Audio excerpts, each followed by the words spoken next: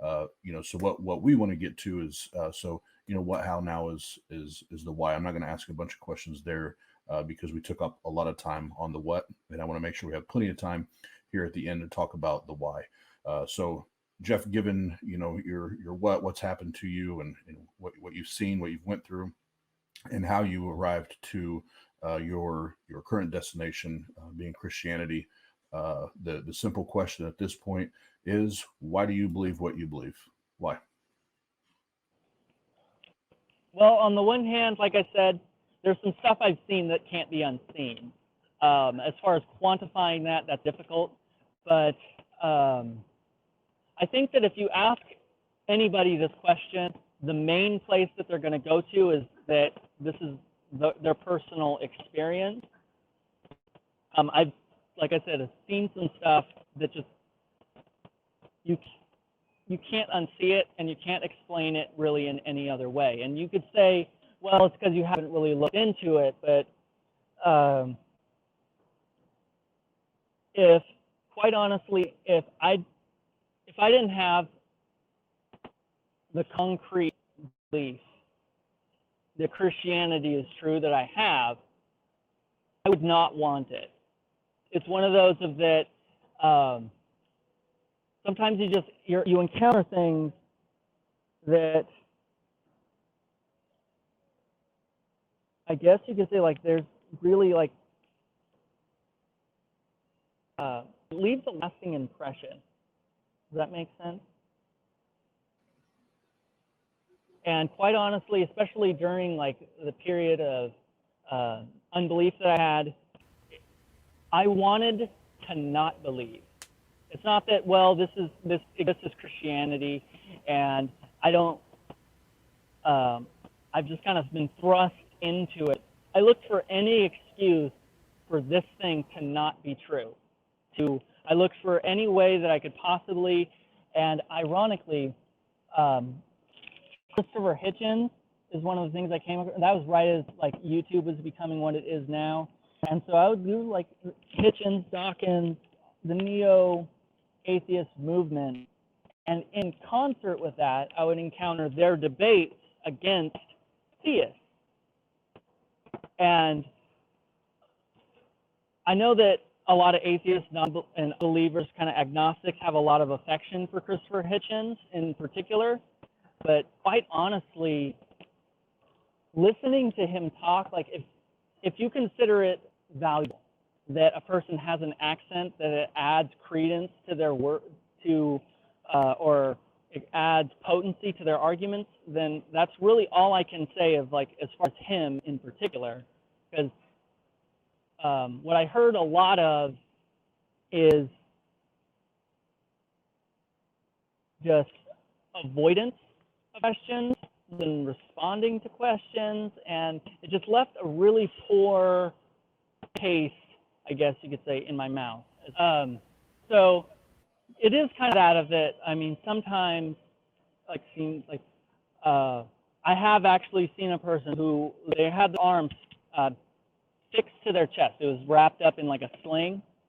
Who was prayed for right there and present, went from having an emaciated, like what you can imagine a person's hand who had been fixed in place for years, to a fully formed, fully functional, strong, average, normal arm in front of me. And it's one of those that, like, that's a moment where there's something present, there's something occurring here that is beyond the realm of natural explanation. That's one occurrence. I've had some conversations with people that they knew things about me that nobody could know, because this was even before social media. There wasn't like you can look somebody up and find some facts about them and then kind of feed those in. It wasn't like that, of that people knowing things about things that I've gone through, things that I've experienced, that they could not have known if they had not been there, kind of thing. So kind of like there isn't a single event, and I wouldn't even say like there that was like, well, this is the pivot, this is the turning point, and then the rest of my life I've been theist without reconsidering it. It's more like every single day I encounter, like, one of the key aspects of Christian theism, especially conservative Christian theism, is the idea that God is a person, that he's not a force, he's not an element, he's not any of those things. And so I encounter God regularly in the same way, like I live with my wife, right? I have a dog. I interact with them routinely. You're saying, well, how do you really know that you're married? Well, because I have a wedding ring wouldn't really suit. That wouldn't be enough evidence, right? Or that I happened to have been at church one time and this girl with a white dress happened to be there at the same time. That's not evidence. But every single morning we get up, we live our lives together, we do things together, we talk to each other one-on-one. That's what a relationship is, and that's what God is under Christian theistic point of view. Does that make sense? Okay, so yeah, so we yeah, I think we got that part. So to go back into the now, our the question part for us and the why, you and Mike had started a dialogue there. Now that you're finished, I want to make sure that we continue that. But just know, and I already explained this in the pre-call, and I think even an email, I put it on there. This is where, if there's any time that we're going to ask tough questions, difficult questions, and you may feel like we're coming at you. We're not coming at. I mean, we are coming at you. We want truth. We want to know more true things than not. So this is where we kind of hit our gas pedal a little bit, but we're not going to cuss at you or belittle you, demean you, but we want to get down to why you actually believe what you believe. And you've made a lot of big claims tonight. I'm just going to be brutally honest. You've made a lot of big claims tonight, and those big claims they make it very necessary to have big evidence, extraordinary evidence. So that being said, Mike, I kind of jumped in a minute ago. I want you to go ahead and continue. What other questions do you have for Jeff? So someone in the comments had mentioned that some things were vague, and I kind of agree with that. I am going to push back a lot harder than I do on any of the previous 8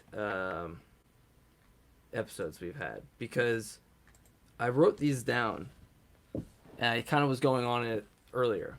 You said, I encounter things, leaves lasting impressions, I've seen some stuff, this is beyond natural explanation, people knew things about you, every day you see a relationship. But the problem with every one of those statements is you didn't define anything.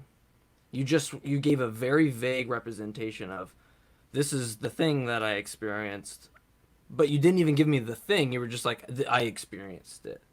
It's like as if I was like, I told you I saw a movie and someone wanted to know what movie, and you're like, well, yeah, I saw a movie. And you're like, yeah, but what movie? And you're like, well, there was the pictures, they moved, and then at the end it ended. It's like, well, yeah, but what was the plot of the movie? Like, and I'm not trying to be mean. It's just I haven't had one thing tangible that I could talk to you about how you've come to a conclusion. The only thing that I can talk to you about is how vague it's been for me.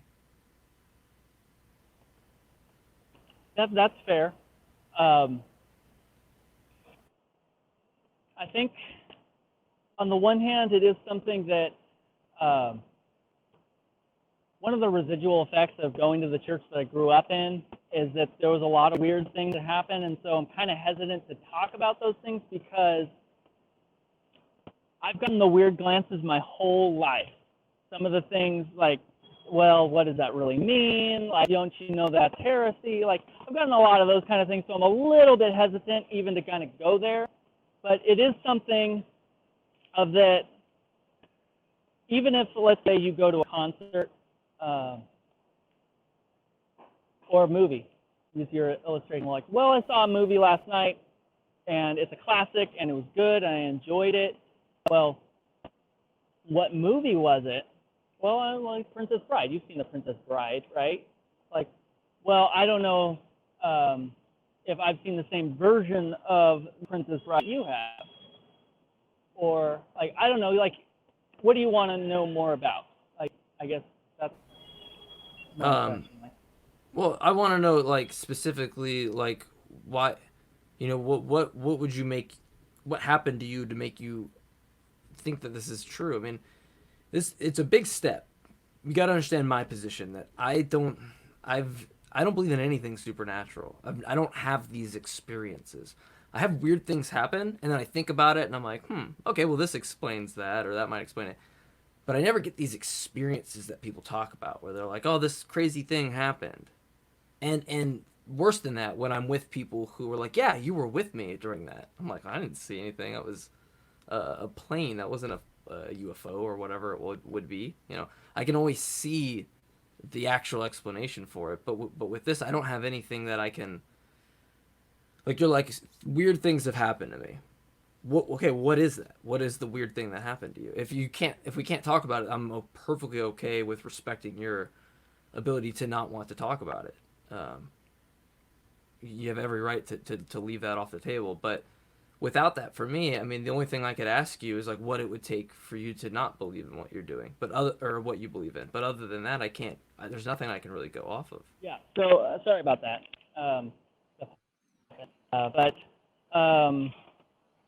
as far as the question, let's say, like, I don't know if either of you have been to California, but there was about an hour drive away from where I lived. There was a place called Yosemite National Park. And if you haven't been there, you don't know what it's like. It's just, I can explain to you, well, there's this giant lump of granite, and it's sitting in the ground. And if you go through, you can pay to enter the park, you can go through, you can hike up that thing, and you can look over it, and I can show you what a picture of the overlook from the top of Half Dome looks like. But if you haven't been there, on top of that giant lump of granite, you quite honestly, like, there isn't a way for you to really understand what it is I'm trying to convey. Does that kind of make sense a little bit? No, because for your example, you would just be able to take me on top of that granite and show me, and that's what I feel like is the link that we're both missing here.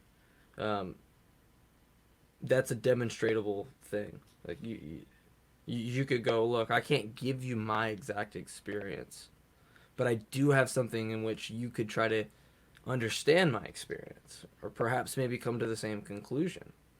But I'm not getting offered anything. And it's not a slight to you in any sense.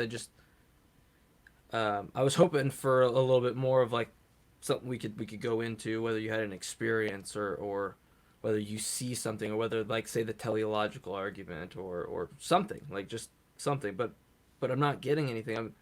From somebody where I take every conversation I have with somebody to be a skeptic and go, okay, how could they convince me?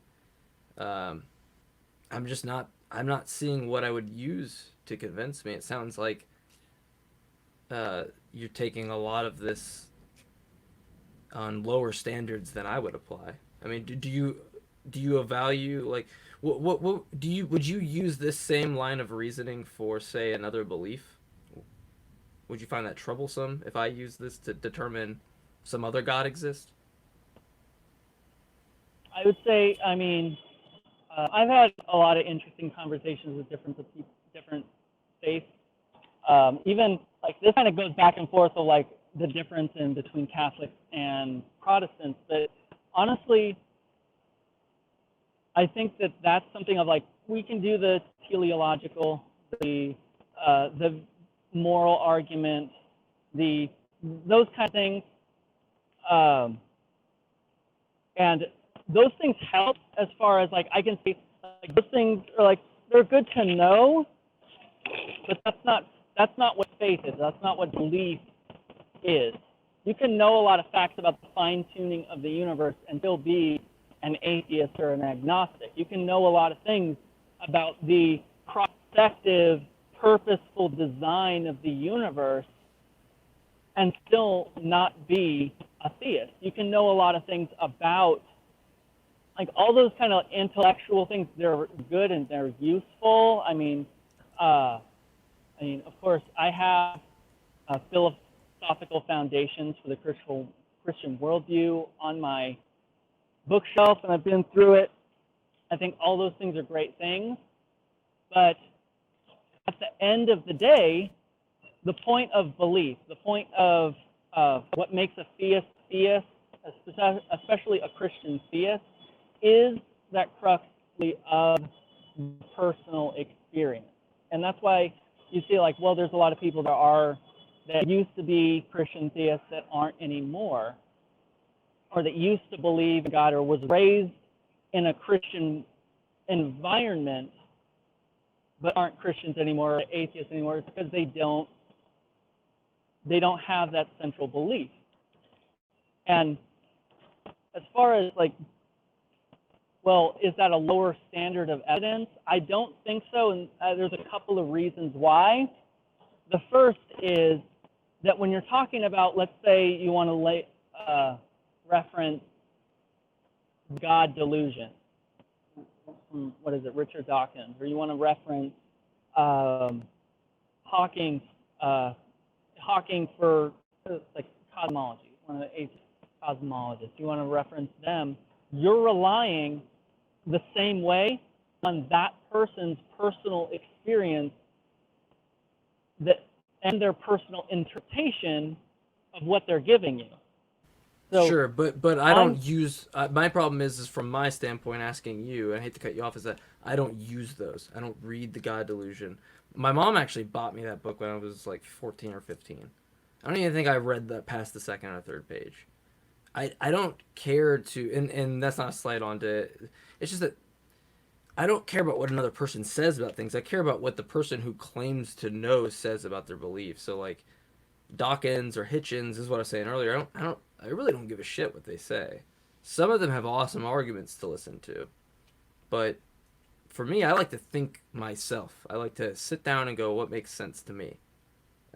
Sure, a lot of that is influenced off of certain thing, and a lot of it might be influenced from David Hume. To be fair, I mean, it's not like I don't take certain, people's thoughts into consideration on it. But we had a video. In fact, I don't know if Steve can roll the clip on the video. It should be maybe the first video. But we have a video that was on your TikTok that I really agreed with what you're saying. So if your claim though is, well, I just haven't been convinced. I just haven't seen enough data. I don't believe you as a testimony that is credible. I like whatever. That's not a truth claim. It's a claim of persuasion. It's your posture towards the information, meaning that basically you're not saying that the idea of God is true or false. You're just saying that you don't believe it. In the same. And so for me, that right there is like where I'm at. I'm not saying it's true or false. I don't believe it, but it's like at that same element, I'm not seeing the causal link in what you're saying, I guess. And it sounds to me, it's just like it somehow conveniently hides itself from investigation.